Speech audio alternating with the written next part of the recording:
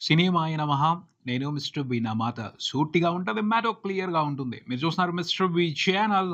ఈ వీడియోలో మనం మాట్లాడుకుందాం. 'మిరాయ్' మూవీలో ఉన్న టాప్ 5 అద్భుతాల గురించి మాట్లాడుకుందాం. ముందుగా 'మిరాయ్' మూవీ టీమ్‌కి హ్యూజ్ కంగ్రాచ్యులేషన్స్. చాలా పెద్ద విజయాన్ని చూసారు. చాలా మంచి విజయాన్ని చూసారు. అద్భుతమైన కంటెంట్‌ని ఆడియన్స్‌కి ఇచ్చి మెస్మరైజింగ్ ఎంటర్‌టైన్‌మెంట్‌తో అలరించి గొప్ప విజయాన్ని దక్కించుకున్నారు. అందుకు మొత్తం టీమ్‌కి అభినందనలు. సినిమా బాక్స్ ఆఫీస్ దగ్గర వండర్‌ఫుల్‌గా పెర్ఫార్మ్ చేస్తుంది. కలెక్షన్స్ ఏడో రోజున కూడా సూపర్బ్‌గా రిపోర్ట్ అయ్యాయి. టోటల్ 7 రోజుల కలెక్షన్స్ ప్రపంచవ్యాప్తంగా చూసుకుంటే దాదాపు 100 కోట్లకు పైన గ్రాస్ వచ్చింది. షేర్ నియర్లీ 60 కోట్లు ఉంది. 2 తెలుగు రాష్ట్రాల వరకే దగ్గర 50 కోట్ల వరకు షేర్ రిపోర్ట్ అయింది. అంత బ్రహ్మాండంగా పెర్ఫార్మ్ చేస్తుంది సినిమా బాక్స్ ఆఫీస్ దగ్గర. సెకండ్ వీకెండ్ లో కూడా ఇంట్రెస్టింగ్ గా కలెక్షన్స్ తీసుకోవడానికి సిద్ధమైపోయింది. ఈ వీక్ గట్టిగా ప్రభావాన్ని చూపించే సినిమాలు అయితే రిలీజ్ కి రావట్లేదు. ఆ అడ్వాంటేజ్ ను ఉపయోగించుకుని సెకండ్ వీకెండ్ లో కూడా మంచిగానే ప్రాఫిట్స్ తీసుకునే అవకాశం ఉంది మిరాయ్. ఇకపోతే ఈ సినిమాలో కొన్ని అద్భుతాలు ఉన్నాయి. వాటిని సూపర్ డూపర్ బ్లాస్టర్ హైలైట్స్ అని చెప్పొచ్చు. వాటి గురించి మాట్లాడుకుందాం. ప్రధానంగా అయితే కొంతమంది సినిమా ఎండింగ్ గురించి కంప్లైంట్స్ చెప్తున్నారు. కొంత డిసప్పాయింట్మెంట్ ఉంది. కొంతమంది నిరాశ పడుతున్నారు. పోతే అంతకు ముందులో కొన్ని విశేషాలు జరిగాయి. వాటిని అందరూ గుర్తించట్లేదు. అందుకనే ఆ ఎండింగ్ మూలంగా ఎక్కువ డిసప్పాయింట్ అవుతున్నారేమో అనిపించింది. ఆ విషయాల్ని గుర్తుపట్టిన వాళ్ళైతే సూపర్ సాటిస్ఫైడ్ గా ఉన్నారు. గుర్తించలేని వాళ్ళు మాత్రం కొంచెం నిరాశకు లోనవుతున్నారు. అందుకనే దాని గురించి డిస్కస్ చేద్దాం అని అనిపించింది. ఖచ్చితంగా డిస్కస్ చేద్దాం. క్లారిటీ తీసుకోవాలి. ఆ విషయాల గురించి మాట్లాడతాను. ఫాలో అవ్వండి. ప్రధానంగా అయితే మాత్రం ఈ సినిమాలో ఉన్న టాప్ 5 హైలైట్స్ గురించి మాట్లాడాలి అనుకున్నాను కదా! ఫస్ట్ హైలైట్ మాత్రం మొదటి అద్భుతం అదే ఈ సినిమాలో. దాని గురించి అందరూ ఖచ్చితంగా మాట్లాడుతున్నారు. సినిమా చూసిన తర్వాత ఆ అద్భుతం తాలూకు ప్రభావం నుంచి తొందరగా బయటపడటం లేదు. తలుచుకుని మాట్లాడుతున్నారు. నలుగురికి చెప్తున్నారు. అంత బావుంది అది అని. ఫిదా అయిపోయారు అందరూ కూడా. సినిమా నుంచి బయటకొచ్చిన తర్వాత 'మిరాయ్' మూవీలో ఏముంది అనగానే ఫస్ట్ ఆ విషయమే గుర్తొస్తుంది. దాన్ని తలుచుకుని బాగా ఎంజాయ్ చేస్తున్నారు. అంత బాగా వచ్చింది అది. కారణం ఏమిటి? అలా రావటానికంటే డైరెక్ట్ కార్తీక్ ఘట్టమనేని విజన్, అతనికున్న క్లారిటీ, అలాగే పర్ఫెక్షన్ ఇవన్నీ పర్ఫెక్ట్ గా మిళితం అయ్యాయి. కలిసాయి. అందుకనే ఆ అద్భుతం క్రియేట్ అయింది. ఆ అద్భుతం ఏమిటి అంటే సంపాతి పక్షి. ఆ పక్షిని డిజైన్ చేయడం అద్భుతంగా డిజైన్ చేశారు. అండ్ విజువల్ ఎఫెక్ట్స్ తో చాలా గొప్పగా ఆన్ స్క్రీన్ మీదకి తీసుకొచ్చారు. ఆ క్వాలిటీకి అందరూ పడిపోయారు అంతే. ఈ మధ్యన మ్యాటర్‌ని ఎంజాయ్ చేయడం కాదు, క్వాలిటీని ఆస్వాదించడం మొదలైపోయింది. అందరూ కూడా స్టాండర్డ్స్ గురించి మాట్లాడుతున్నారు. క్వాలిటీ లేకపోతే కడిగేస్తున్నారు. చెడు కూడా ఆడేస్తున్నారు. ఈ సంపాతి పక్షికి సంబంధించి ఎవరికీ అవకాశం దొరకలా. ప్రతి ఒక్కళ్ళు వావ్! అని మాత్రమే మాట్లాడుతున్నారు. ఆ రకంగా సరెండర్ అయిపోయారు. కార్తీక్ ఘట్టంనేని తన విషన్ ఉపయోగించి తన క్లారిటీతో సూపర్బ్‌గా చేయించాడు. సూపర్బ్ ఎక్స్‌పీరియన్స్ ఇచ్చాడు సంపాతి పక్షికి సంబంధించి. అండ్ ఆ పక్షితో క్రియేట్ చేసిన ఎపిసోడ్ కూడా వండర్‌ఫుల్‌గా ఉంది. సూపర్‌గా డిజైన్ చేశారు. ఆ పక్షికి సంబంధించి రామాయణం రిఫరెన్స్ తీసుకున్నారు. అది చాలా స్ట్రాంగ్‌గా ఆడియన్స్‌కి కనెక్ట్ అయిపోయింది. చాలా బావుంది ఆ డీటెయిల్. ఆ పక్షితో హీరోకి చిన్నపాటి యుద్ధం పెట్టారు. ఆ యుద్ధంలో హీరో గెలిసే అవకాశమే లేదు. కానీ అక్కడ గెలిస్తేనే అతను అనుకున్నది సాధించగలుగుతాడు. అందుకే ఏం చేశారు? దానికి ఏంటి సొల్యూషన్? సూపర్ సొల్యూషన్ పెట్టారు. హీరో ఉద్దేశం మంచిదైతే ఆ ఉద్దేశం ఆ సంపాతి పక్షికి తెలిస్తే ఒప్పుకుంటది, సరెండర్ అవుద్ది. ఎంత చక్కటి ఎమోషనల్ డీటెయిల్ అది. ఆ డీటెయిల్‌తో మనసుల్ని కొల్లగొట్టేశాడు కార్తీక్. హీరో తన ఉద్దేశం ఆ పక్షికి తెలిసేట్టు చేసి ఆ పక్షిని సరెండర్ చేసుకున్నాడు. ఆ పోర్షన్‌ని చాలా బాగా తీశారు. సూపర్‌గా వచ్చిందంతే. 'మిరాయ్' మూవీకి సంబంధించి టాప్ అద్భుతం మాత్రం అదే అని చెప్పాలి. ఇంకా ఉన్నాయి. ఇంకా 4 అద్భుతాలున్నాయి. ఒక పెద్ద అద్భుతం ఉంది. అది నాకు చాలా బాగా నచ్చిన అద్భుతం. కొంతమంది దాన్ని ప్రాపర్‌గా ఐడెంటిఫై చేయకపోవచ్చు. అయినప్పటికీ ఆ ఇంపాక్ట్‌ని ఎంజాయ్ చేస్తారు. గుర్తుపట్టలేకపోయినా, గుర్తించకపోయినా ఆ అద్భుతం తాలూకు ఇంపాక్ట్ మూలంగా ఈ సినిమాని ఎక్కువ మంది ఇష్టపడతారు. సినిమాని చూసేంత సేపు కూడా ఒక అద్భుతమైన ఫీల్‌లో ఉంటారు. ఈ విషయానికి సంబంధించి కూడా కార్తీక్ ఘట్టమనేని విజన్‌ని మెచ్చుకోవాల్సిందే. ఆ ఐడియా ఎవరిదో వాళ్ళని ఎంత పొగిడినా తక్కువే. అంత మంచి ఐడియా. చాలా బాగా డిజైన్ చేసి, చాలా బాగా కథలో ఇన్వాల్వ్ చేశారు. ఈ సినిమాకి సంబంధించి స్పెషల్ అట్రాక్షన్ అది. స్పెషల్ అద్భుతం అది. మ్యాజిక్ అది. అదేంటి అంటే ఒక్కడుగా కనిపించే ఇద్దరు హీరోలున్నారు ఈ సినిమాలో. వేద, తేజ సజ్జా పోషించిన పాత్ర పేరు. హీరో అతనే అని మనం అనుకుంటాం. ఫిజికల్‌గా అతనే మనకు కనిపించే హీరో, కానీ అతనిలో ఇద్దరున్నారు. ఇంకొకళ్ళున్నారు. వేద అంతరంగంలో మరో హీరో ఉన్నారు. ఆ హీరో ఎవరో కాదు, అతని తల్లి అంబిక. బయటికి వేద ఉంటాడు. తను చేసే పనులన్నీ కూడా అతను ఉద్దేశపూర్వకంగా చేస్తున్నవి కాదు. మనసులో ఉండి తన తల్లి చెప్పినట్టు చేస్తున్నాడు. మనసులో ఉన్న తల్లి అతన్ని ప్రొటెక్ట్ చేస్తుంది. మంచి వైపు నడిపిస్తుంది. అతను చేయాల్సిన కర్తవ్యం వైపు నడిపిస్తుంది. అతని బాధ్యతలు గుర్తు చేస్తుంది. అతన్ని సాహసవంతుడిగా తీర్చిదిద్దింది. తను మొదలుపెట్టిన కార్యాన్ని అతను కంప్లీట్ చేసేట్టు చేసింది. అతన్ని ఒక సూపర్ యోధాగా తయారు చేసింది. ఈ సినిమాలో వేద ఒక్కడు మాత్రమే హీరో కాదు. అతని తల్లి అంబిక కూడా హీరోనే. ఆ 2 పాత్రల్ని కలిపి చాలా అద్భుతంగా డిజైన్ చేశారు వేద క్యారెక్టరైజేషన్‌ని. ఆ విషయానికి సంబంధించి కార్తీక్ ఘట్టమనేని టాలెంట్‌ని ఖచ్చితంగా మెచ్చుకొని తీరాల్సిందే. అంత బాగా చేశాడు. అంత బాగా చూపించాడు. ఆ పోర్షన్‌ని చాలా బాగా డిజైన్ చేశాడు. ఎటువంటి కన్‌ఫ్యూజన్ లేకుండా క్లారిటీగా కన్వే చేశాడు. ఆ ఇంపాక్ట్, ఆ ఎమోషనల్ ఇంపాక్ట్ చాలా సాలిడ్‌గా ఆడియన్స్ అందరి మీద పడింది. అందుకనే ఈ సినిమాని అందరూ ఇష్టపడుతున్నారు. అందరికి ఆ మ్యాటర్ మూలంగానే ఈ సినిమా గట్టిగా నచ్చేస్తది. కన్ఫామ్ ఈ సినిమాలో తేజ సజ్జానే కాదు, శ్రేయ గారు కూడా ఒక హీరోనే. హీరో వేద పాత్రతో పాటు అతని తల్లి అంబిక పాత్ర కూడా అంత పవర్ఫుల్. వాళ్ళిద్దరూ కలిసే ఈ యుద్ధం చేశారు. వాళ్ళిద్దరూ కలిసే విలన్ని ఓడించారు రాముడు సహాయం తీసుకుని. చాలా బాగుంది, చాలా బాగుంది. అద్భుతమైన ఐడియా అది. దాన్ని బాగా డెవలప్ చేసి సూపర్బ్ గా ప్రెజెంట్ చేశారు సినిమాలో.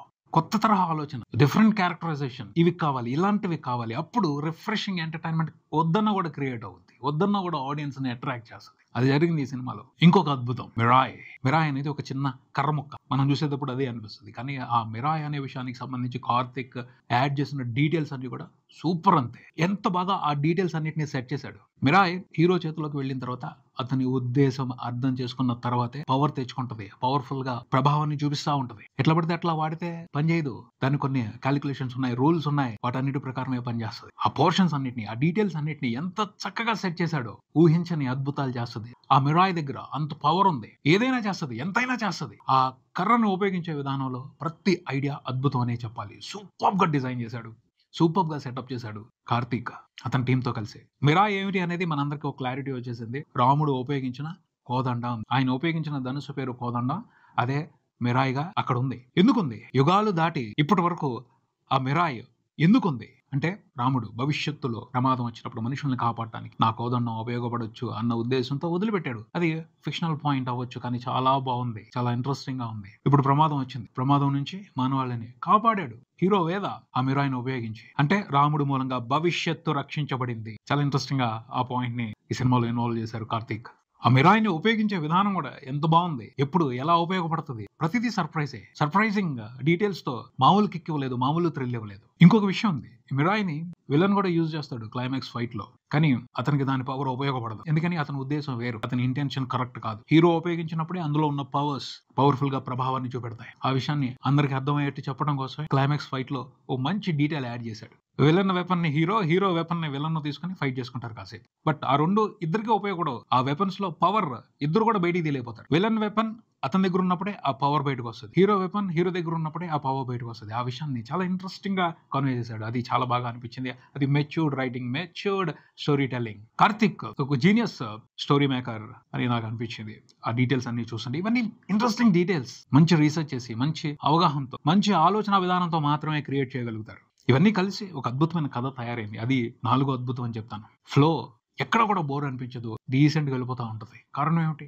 ఈ డీటెయిల్స్ ఇంట్రెస్టింగ్ గా ఉన్నాయి కాబట్టి. చాలా మంది అనుకుంటారు ఎపిసోడ్స్ వర్కౌట్ అయినాయి అని. ఎపిసోడ్స్ కాదు, ఆ ఎపిసోడ్స్ కి డ్రైవ్ కూడా ఇంట్రెస్టింగ్ గా ఉంది. ఓ మంచి కథ రాశారు, కథ చెప్పారు, కథ ఫ్లో చాలా బాగా కుదిరింది. అంటే ఎడిటర్ శ్రీకర్ ప్రసాద్ గారికి క్రెడిట్ కూడా ఉంది అని కార్తీక్ ఘట్టంనేనే ఒప్పుకున్నాడు. సో ఆయన చాలా బాగా ఎడిట్ చేసి ఓ మంచి ఫ్లోని ఇచ్చారు కథకి.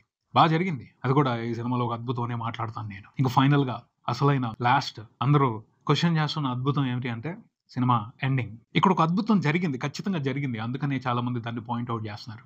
నేను ఎక్కువ విన్నది ఏమిటి అంటే, విలన్ కి పవర్స్ అన్ని వచ్చేసిన తర్వాత టక్కన సినిమా కంప్లీట్ అయిపోయింది అని. ఇంకా కావాలి అనుకుంటున్నారు, ఇంకా చూపిస్తే చూద్దాం అనుకుంటున్నారు. మీకు అర్థం కావట్లేదు, అక్కడ విలన్ పవర్ ని మాత్రమే అంతం చేశారు. అంతకు ముందులో విలన్ హీరో కలిసి చాలా పెద్ద ఫైట్ చేశారు. అది సరిపోలా వీళ్ళకి. నిజంగానే చాలా బాగా జరిగింది. ఆ ఫైట్ డిజైనింగ్ కానీ, అందులో ఉన్న మూవ్మెంట్స్ కానీ చాలా ఇంట్రెస్టింగ్ గా ఉన్నాయి. వాటన్నిటిని ఎంజాయ్ చేశారు, కానీ లీనమైపోయి ఎంజాయ్ చేశారు. అది జరిగినట్టే అనిపించలేదు. అందుకనే క్లైమాక్స్ లో ఇంకా ఎక్కువ ఫైట్ జరిగితే బాగుంటది అని ఎక్స్పెక్ట్ చేశారు. అది జరగలేదు కాబట్టి కొంచెం డిసప్పాయింట్ అయ్యారు. బట్ కార్తిక్ ఘట్టంనేని మాత్రం చాలా తెలివిగానే క్లైమాక్స్ ను డిజైన్ చేశాడు అని చెప్పాలి. ముందు ఫైట్ పెట్టేశాడు, ఆ తర్వాత విలన్ పవర్ ని ధ్వంసం చేయడానికి ఒక్క బాణం చాలు. రాముడు ఒక బాణం వేస్తే అయిపోయింది యుద్ధం. ఇంకెందుకు హోరీ ఘోరమైన యుద్ధం ఎందుకు జరగాలి? అలాగే ఇంకొక పాయింట్ కూడా కొంతమంది మాట్లాడుతున్నారు, అమరత్వం వచ్చేసిన తర్వాత అతనికి అంతం ఎలా ఉంటది అని. ఇక్కడ 2 విషయాలు చెప్పొచ్చు. ఒకటి, బ్లాస్ట్ చూపెట్టాడు కార్తిక్ ఘట్టంనేని, విలన్ అంతం అయిపోయాడు అని క్లారిటీ ఇవ్వలా. ఏమో ఏం జరిగిందో ఎవరికి తెలుసు. కానీ రామబాణానికి తిరుగుండదో, ఖచ్చితంగా అంతమైపోయాడని అనుకుందాం. అదేంటది, విలన్ కి అమరత్వం వచ్చిన తర్వాత ఎలా చచ్చిపోతాడు అని కూడా కొంతమంది క్వశ్చన్ చేస్తున్నారు. దీనికి కూడా అల్టిమేట్ ఆన్సర్, అమరత్వం మంచితనానికి వస్తే లోక కళ్యాణం జరుగుద్ది. అమరత్వం రాక్షసుడికి, ఉద్దేశం కరెక్ట్ గా లేని వ్యక్తికి, చెడు ఆలోచనలు చేస్తున్న వ్యక్తికి వస్తే ఖచ్చితంగా దేవుడు వస్తాడు. ఎలాంటి అమరత్వంతో ఉన్న రాక్షసుడినైనా అంతం చేస్తాడు. అమరత్వం రాకముందలే మిగతా 8 పుస్తకాల పవర్ తో ఆల్రెడీ మనుషులను చంపేయడానికి రెడీ అయిపోయాడు. ఇక అమరత్వం వస్తే అతను ఈ లోకాన్ని ఇంకెంతలా నాశనం చేస్తాడు. ఆ అవకాశం ఇవ్వకూడదు, వెంటనే సొల్యూషన్ ఇచ్చేయాలి, పరిష్కారం చూపించేయాలి అన్న విషయాన్ని దృష్టిలో పెట్టుకుని కార్తీక్ అలా డిజైన్ చేశాడు అని చెప్పొచ్చు. కాకపోతే ఒక విషయం మాత్రం అందరినీ డిసప్పాయింట్ చేస్తుంది. ఎప్పుడు కూడా ఇలాగా రామబాణం పడింది, అక్కడ విధ్వంసం జరిగింది, అని ఎండ్ చేసేయకూడదు. ఆ తర్వాత ఒక హ్యాపీ మూమెంట్ చూపించాలి. చెడు మీద మంచి గెలిచింది.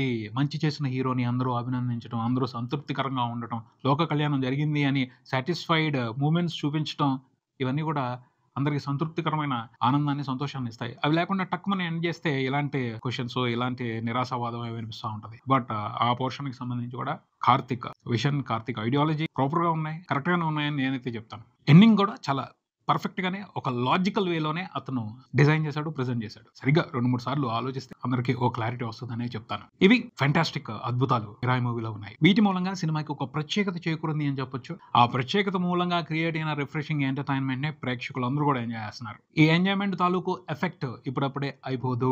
ఖచ్చితంగా చెప్తున్నాను కదా! థియేటర్స్‌లో ఎంతైతే సందడి జరిగిందో ఓటీటీలోకి వచ్చిన తర్వాత కూడా అంతకు మించిన సందడి జరుగుద్ది. తర్వాత కూడా ఈ సినిమాని ఒక రిఫరెన్స్‌గా పెట్టుకొని చాలా మంది చాలా రకాలుగా మంచి కథలు తయారు చేయడానికి ప్రయత్నిస్తారు. అది జరుగుద్ది. ఈ విషయాన్ని నేనైతే బలంగా నమ్ముతున్నాను. ఇదే ఇక్కడికి మరో వీడియోతో మళ్ళీ కలుద్దాం. ఈ వీడియో మీకు నచ్చితే లైక్ చేయండి, మీ ఫ్రెండ్స్‌తో షేర్ చేసుకోండి, మీ అభిప్రాయాన్ని కామెంట్ చేయండి, ఈ ఛానల్‌ని సబ్స్క్రైబ్ చేయండి. నేను mister B. Keep watching mister B channel. Thank you.